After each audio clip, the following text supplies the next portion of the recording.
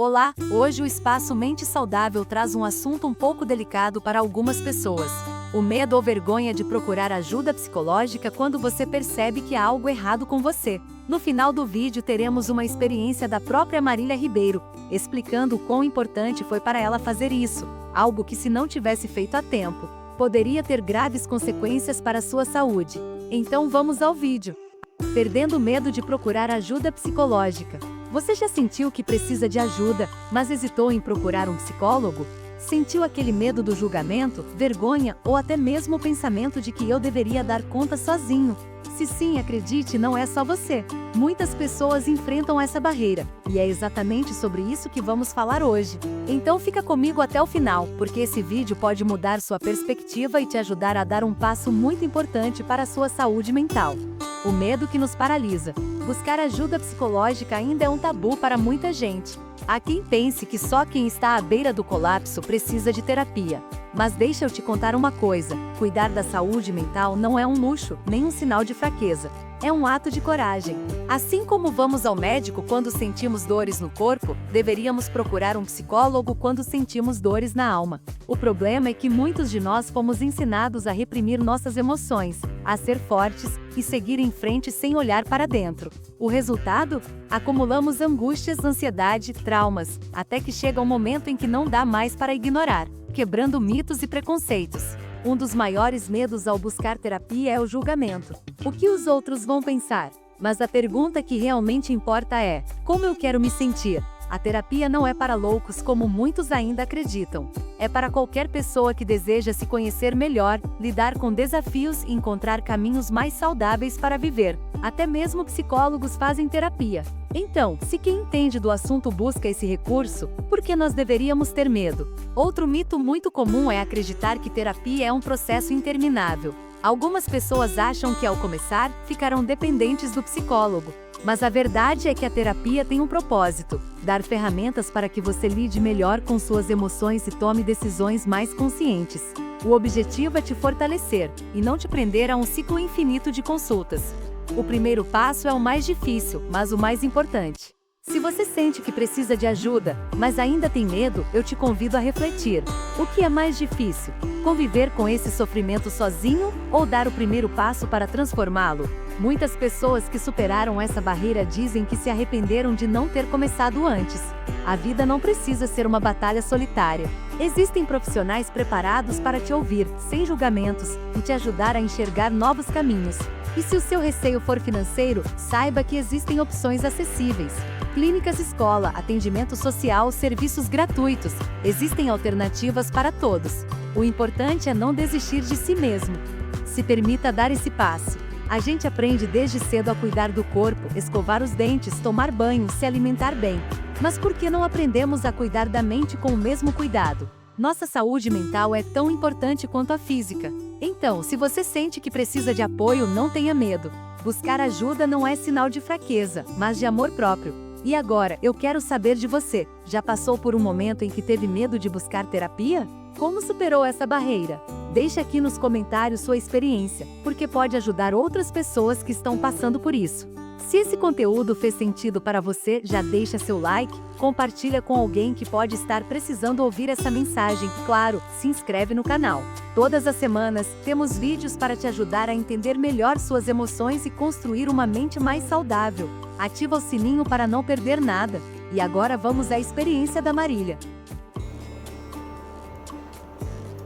Bom, eu percebi que alguma coisa não estava bem. Eu já tinha 35 anos, mais ou menos. Perdido um bebê, já estava grávida novamente e vi que alguma coisa não estava bem comigo, mas eu achei que era em função da gravidez, que já era uma gravidez de risco. Então eu comecei a passar mal direto, já tinha perdido o bebê, Eu tenho hoje um filho de 25 anos, mas esse era do meu segundo casamento. E eu comecei a me sentir muito mal, sentia muita tonteira de repente, sentia o coração acelerar de repente e uma série de coisas. Como algumas mulheres já começam na menopausa mais cedo, o que a gente considera ser mais cedo, então isso também começou a acontecer comigo. O primeiro bebê eu perdi com 35, o segundo com 37 anos, 37 para 38 anos. Então comecei, depois de me recuperar, da perda do bebê, ele já ia fazer 7 meses de gestação. Então, como foi um processo assim bem complicado, fiquei internada, tudo mais, peguei infecção hospitalar, então foi uma série de problemas e eu não queria,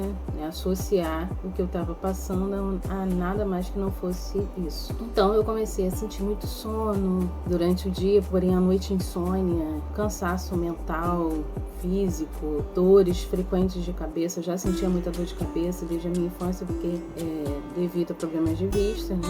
E só que foi piorando bastante. E eu percebia que eu sempre tive, desde a minha infância, dificuldade de aprendizado. Minha mente, ela foge do raciocínio muito rápido. Eu tô vendo a pessoa explicar ali, daqui a pouco some da minha cabeça, tipo assim, o que ela tá falando mesmo e tudo mais. E eu vi que com as outras pessoas isso não acontecia, então achei que, sei lá, era de mim, que eu era, né, usar vulgarmente o termo burra mesmo, que eu não aprendia mesmo e pronto. Então eu sempre fazia um esforço muito grande para conseguir aprender coisas que para as outras pessoas elas aprendiam com muita facilidade, né? Então eu comecei a perceber que tinha alguma coisa errada. Aí eu comecei a agravar esses problemas. Eu ainda achando que, nossa, eu estava começando a ter um Alzheimer muito cedo, porque eu esquecia das coisas com muita facilidade. Eu esquecia das coisas básicas do dia a dia, senhas, vivia tendo que trocar as minhas senhas, esquecendo o nome dos meus parentes, esquecendo o meu nome às vezes.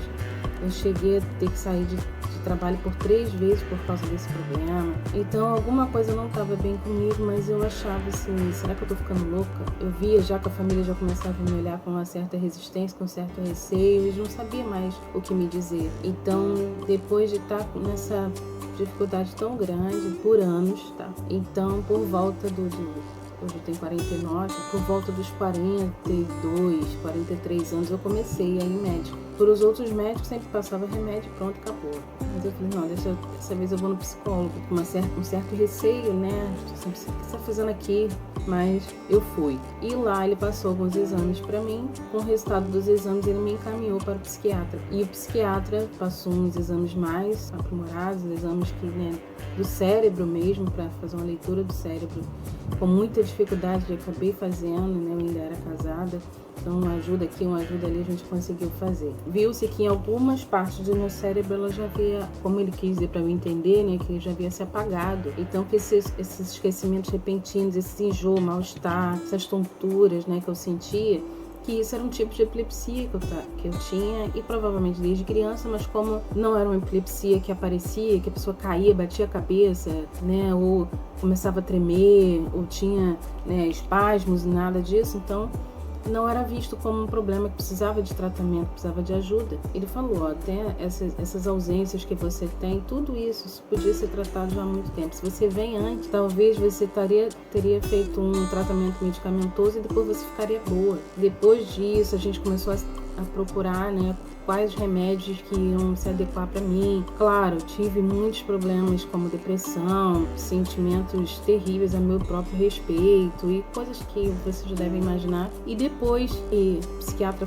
passou os medicamentos, eu fiz algum período de algumas sessões com psicólogo e tudo mais, hoje eu já posso dizer que está quase que controlado, né? Muito difícil hoje eu ter crises como num dia eu tinha várias, assim, inúmeras, eu não sei dizer quantas, né? Já hoje em dia isso já não acontece com tanta frequência. Num dia, se eu tiver uma ou outra, é raro. O que mais acontece é se eu ficar nervosa, se eu estiver muito preocupada com algum determinado processo, alguma coisa, aí sim, geralmente eu já até sei que vou ter. Hoje em dia já é engraçado, já sei disso. Então, já conversei com a minha família como eles me tratarem quando isso acontece, né? Então, o que eu peço para você, não espere. Eu poderia hoje já estar controlado, já estar bem dizer boa, e eu, por medo, por insegurança, por não saber também, né, que isso tinha ajuda para isso, né? Então, você, se tiver oportunidade, tiver tempo, procure agora, o quanto antes. Porque principalmente você mulher, né, nós que temos problemas na tireoide, nós já desenvolvemos outros problemas, mantenha seus exames em dia, se for questões de algumas vitaminas no teu organismo que vão provocar também alguns problemas, você pode confundir, mas pode ser até algo mais sério, mas que tem tratamento, bom? Então, eu espero que você tenha gostado do vídeo de hoje, que essa minha experiência sirva para você de alguma forma. Compartilha com quem você sabe que está precisando, né, tomar uma atitude, né, se lançar, procurar ajuda enquanto há tempo. bom? Um grande abraço, até o próximo vídeo.